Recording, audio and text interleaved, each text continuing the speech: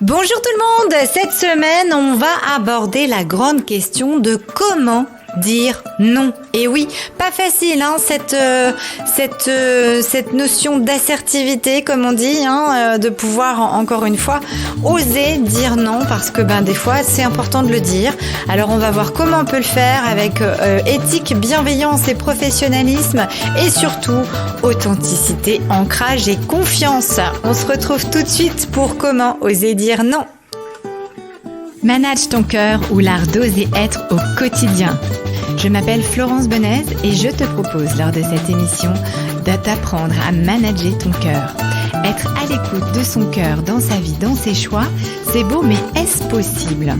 Lors de mes émissions, tu apprendras notamment à manager ton cœur tous les jours via des astuces, via des conseils, via des interviews que je vais faire auprès de gens experts.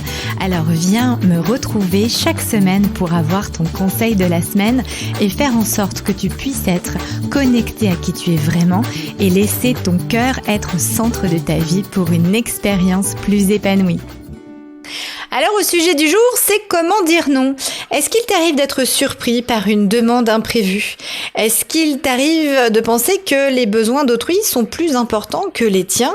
Et est-ce que tu as peur de conséquences si jamais tu peux dire non à ton responsable ou à quelqu'un qui t'impose finalement de faire les choses alors que tu n'as foncièrement pas le temps ? Comment tu te sens à ce moment-là ? Comment tu fais pour pouvoir à la fois rester encore une fois authentique, rester assertif et pouvoir dire qu'à un moment donné, c'est juste pas possible, ça n'est pas soit dans ton scope professionnel, c'est-à-dire dans ton cadre, dans tes responsabilités, soit tu n'as juste pas le temps de le faire. Comment faire pour rester, je dirais, dans le respect de toi, de ce que tu as à faire et en même temps dans le respect de l'autre, parce que c'est tout un art de pouvoir effectivement être dans cette communication-là bienveillante. Moi je dis toujours, on peut tout dire à une personne si tant est que on travaille la forme, et c'est un peu ça qui fait que parfois on est maladroit, parce que dire non implique tout de suite on est contre, ou on n'est pas d'accord, ou on est on rentre un peu dans un conflit. Or pas du tout. Voilà, donc on va voir un petit peu les étapes de comment on peut apprendre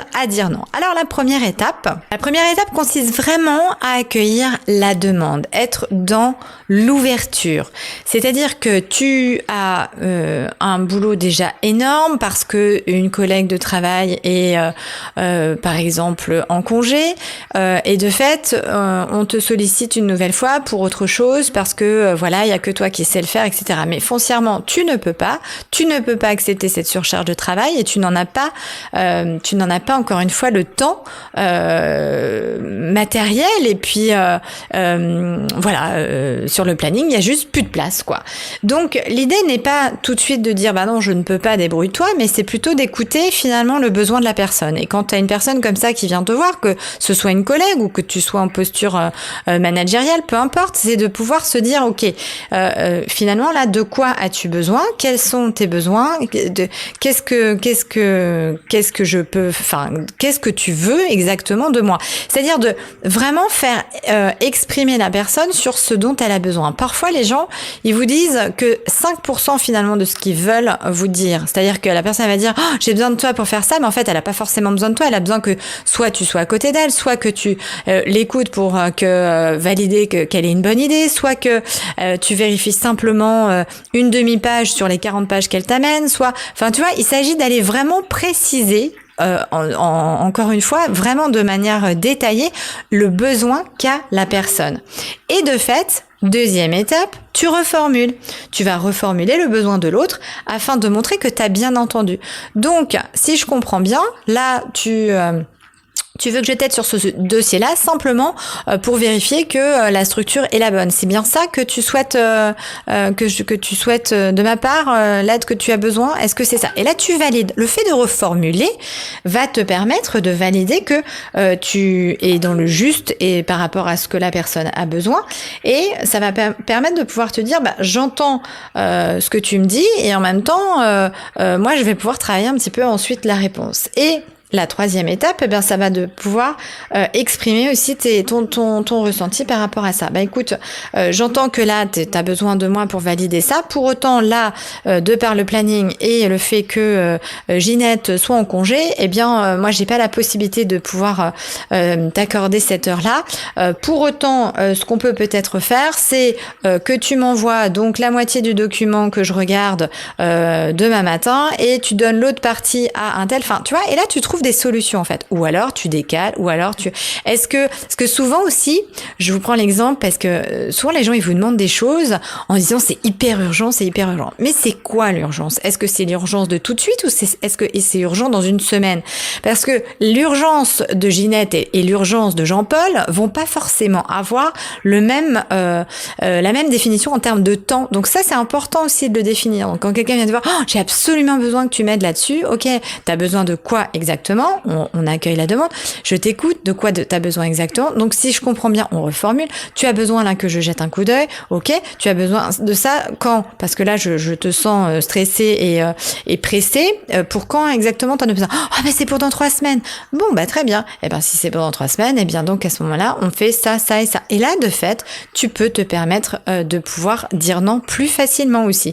Et puis, dépendamment encore une fois de ta posture, parce que là, ça peut être plus simple quand tu as un lien hiérarchique, mais pour autant, quand tu n'en as pas ou quand c'est l'inverse que ton responsable te le demande, bah c'est les mêmes questions. Est-ce que c'est urgent? Est-ce que je dois le faire impérativement aujourd'hui? Et ensuite, tu vas pouvoir, une fois que tu as fait exprimer la demande et reformuler le besoin de la personne, tu vas pouvoir de fait amener du factuel en disant, mais écoute, là par rapport à mon planning, je ne vois pas comment je peux rajouter ça en plus dans mes tâches. Pour autant, tu m'expliques que c'est urgent et c'est la priorité numéro 1. Donc, qu'est-ce que je fais en moins à ce moment-là de mes autres tâches pour donner priorité à celle-ci et pour répondre à ta demande. Et là, de fait, on est sur un juste équilibre. Tu vois ce que je veux dire? Donc, il faut vraiment, pour pouvoir dire non en étant assertif, bienveillant, professionnel, pouvoir accueillir ce que l'autre demande. Et ne pas, le défaut dans la communication, c'est qu'on a toujours tendance à vouloir répondre à la personne. Or, là, il s'agit encore et toujours d'écouter ce que la personne a à te dire, de lui faire préciser, encore une fois, ce qui est important pour elle, ce dont elle a besoin, tu reformules, tu te positionnes ensuite et enfin tu vas faire une demande et prendre en compte et proposer un plan d'action selon ce que toi c'est possible de faire ou pas. Donc voilà, un exemple dans la vie professionnelle, c'est la même chose dans ta vie personnelle, quoi qu'il arrive, accorde-toi encore une fois là du temps pour écouter, donc accueillir la demande, reformuler le besoin, te positionner, donc de pouvoir dire j'entends que tu as besoin de moi, pour autant là je ne suis pas disponible et je vais l'être à tel et tel moment, et ensuite tu fais une proposition, une demande de plan d'action et encore une fois tu t'adaptes. Si c'est ton supérieur qui te l'impose et que c'est urgent, ok, et ben qu'est-ce que tu vas faire en moins de l'autre côté? Et tu clarifies, tu communiques et voilà, le mot d'ordre c'est communiquer, exprimer qu'à un moment donné, il y a trop, donc il faut pouvoir donner le sens aux priorités et savoir quelles sont les priorités que je mets en urgence et quelles sont celles qui vont être faites en 2e voire 3e étape. Voilà, donc je t'invite à tester cette méthodologie-là, cette démarche, tu verras que tu seras beaucoup plus à l'aise et beaucoup plus sereine dans le fait de pouvoir imposer un cadre, des limites, tout en étant, encore une fois là, dans la bienveillance, dans l'éthique et dans le professionnalisme. Je te dis à très vite pour une prochaine chronique. À bientôt!